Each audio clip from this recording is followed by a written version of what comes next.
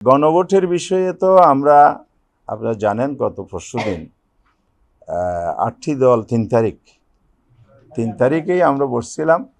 আমাদের একটা 5 দফা দাবির ভিত্তিতে আন্দোলন চলমান আছে। সে আন্দোলনের মধ্যে আমরা মেইন ফোকাস দিয়েছি আদেশ জারি, জুলাই সনদের অধ্যাদেশ নয়, আদেশ জারি। এবং এটা বিলম্ব হয়ে যাচ্ছে, অনেক বিলম্ব হয়েও গেছে।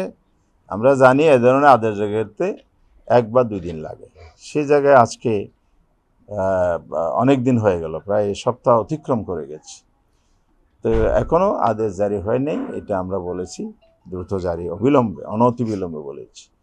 আর গণভোটটা এই আদেশটাকে আরও শক্তিশালী করবে, মজবুত করবে। কারণ হলো সংস্কারের মধ্যে তো আমাদের নিজেদের পলিটিক্যাল পার্টির মতামত এসেছে।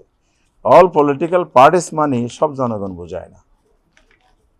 পলিটিক্যাল পার্টির বাইরে তো জনপ্রতিনিধিত্বের জায়গা আছে, এই জন্য তো স্বতন্ত্র প্রার্থী হয়। জনগণ সেখানেও ভোট দেয়, তাদেরকে তো প্রতিনিধি বানায়। তাহলে সব জনগণ এটা বোঝায় না। তাহলে সেই জন্য কী হবে, গণভোট হলে সব জনগণের অংশগ্রহণের ভিত্তিতে এই আদেশটা অনুমোদন হবে এবং এটা রাষ্ট্রীয় দলিল হবে। সেটা পরবর্তী সময়ে কার্যকর হলে বাংলাদেশ নতুন পথে যাত্রা শুরু করতে পারবে। আগামীর বাংলাদেশের যে স্বপ্ন সেটা পূরণ হবে। সেক্ষেত্রে আমরা বলেছি এটা যেন যথার্থভাবে হয়, যেনতেনভাবে না হয়। যেনতেন মানে একই দিনে ভোট হলে ব্যাখ্যা আমরা বহুবার দিয়েছি। একই দিনে ভোট মানে হচ্ছে আপনার ভোটে যদি কোনো গণ্ডগোল হবে না, আপনি নিশ্চয়তা দিতে পারবেন না, যেহেতু প্রার্থীদের প্রতিদ্বন্দ্বিতা, দলের প্রতিদ্বন্দ্বিতা থাকে। এসব কারণে কিন্তু ভোট কেন্দ্র স্থগিত হলে গণভোটের রেজাল্ট স্থগিত হয়ে যাবে, এটা অনিশ্চয়তা তৈরি হবে। সেকেন্ড থিং হচ্ছে মানুষের অ্যাটেনশনটা থাকবে হলো যার প্রার্থী, যার প্রতীকের নির্বাচন, দলকে নির্বাচিত করার জন্য। তাহলে গণভোটটা তখন ইগনোরেবল হয়ে যাবে, গৌণ হয়ে যাবে। সেক্ষেত্রে গণভোটের ভোট পড়বে কম।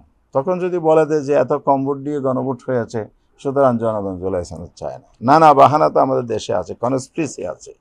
সুতরাং এক ফাতানো ফাঁদে আমাদের পা দেওয়ার সুযোগ নেই।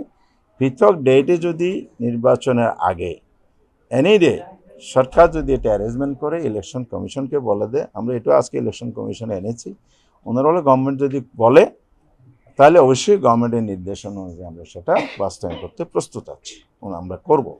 তো সরকার বললে আমরা করব। তাহলে আমরা সরকারকে এই দাবিটা আগামীকাল ফরমালি স্মারকলিপি প্রদান করার মধ্যে জানাবো। আগামীকাল সকাল 11টায় মাননীয় প্রধান উপদেষ্টার কাছে আমরা লিখিতভাবে তা তুলে দেবো। এই জন্য আমাদের দাবি আগের মতোই একেবারেই সুস্পষ্ট, গণভোট যেন অবশ্যই নির্বাচনের আগে হয় এবং পৃথক দিবসে হয়।